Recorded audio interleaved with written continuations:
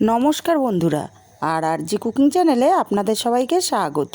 আজ নিয়ে হাজির হলাম বাড়িতেই বাজারের মতো কুড়কুড়ে রেসিপি নিয়ে।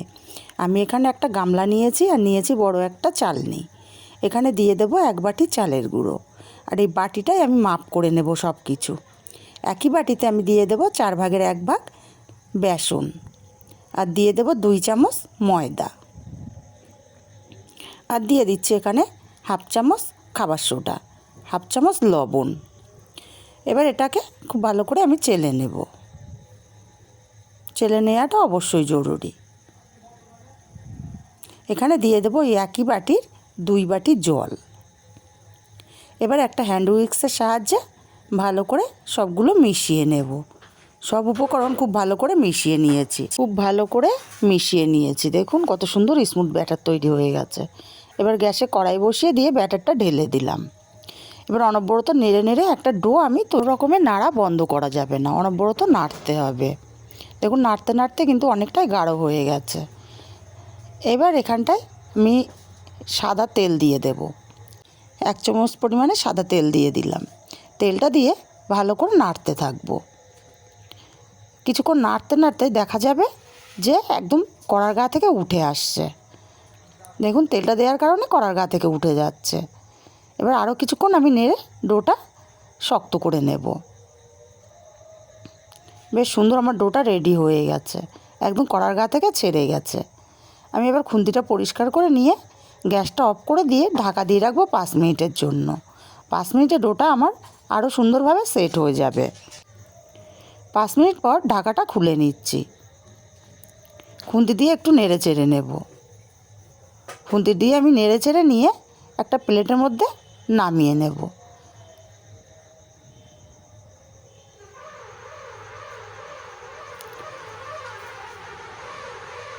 এখন এর মধ্যে দিয়ে দেব 2 চামচ কর্নফ্লাওয়ার।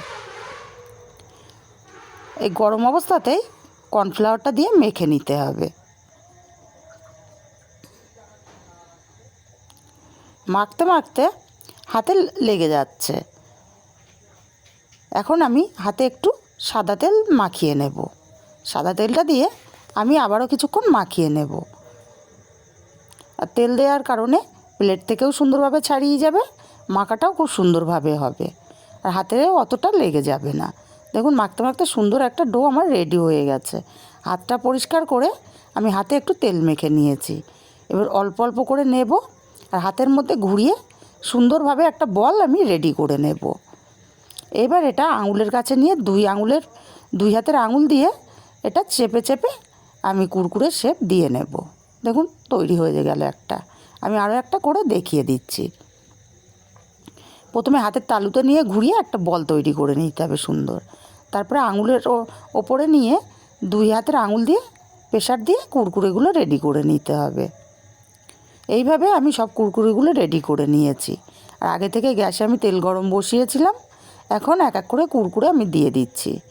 আর এক পিঠ ভাজা হলে তবেই কিন্তু এটা নাড়তে হবে, আগেই কিন্তু নাড়া যাবে না।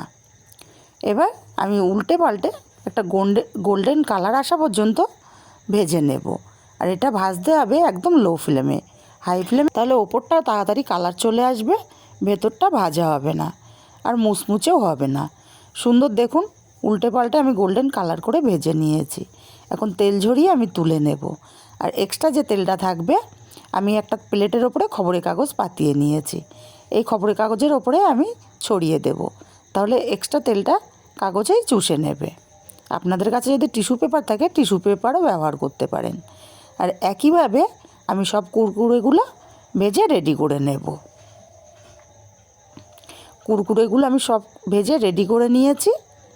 দেখুন তৈরি হয়ে গেছে আমার 1 বাটি চালের গুঁড়ো দিয়ে অনেকগুলো কুরকুরে। এবার একটা প্লেটের মধ্যে আমি ঢেলে নিচ্ছি। দেখেই বুঝতে পারছেন কতটা মুচমুচে হয়েছে।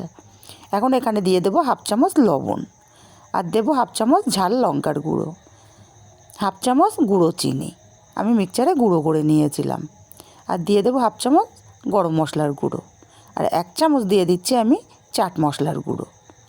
চাট মশলার গুঁড়োটা দেওয়াতে সুন্দর একটা টেস্ট আসবে, টক ঝাল। এবার খুব ভালো করে আমি মিশিয়ে নেব মশলাটা। আর মিশিয়ে নিলে রেডি আমার বাজারের মতো দারুণ খাস্তা মুচমুচে কুরকুরে। বাচ্চা থেকে বয়স্ক সবাই খুব পছন্দ করবে।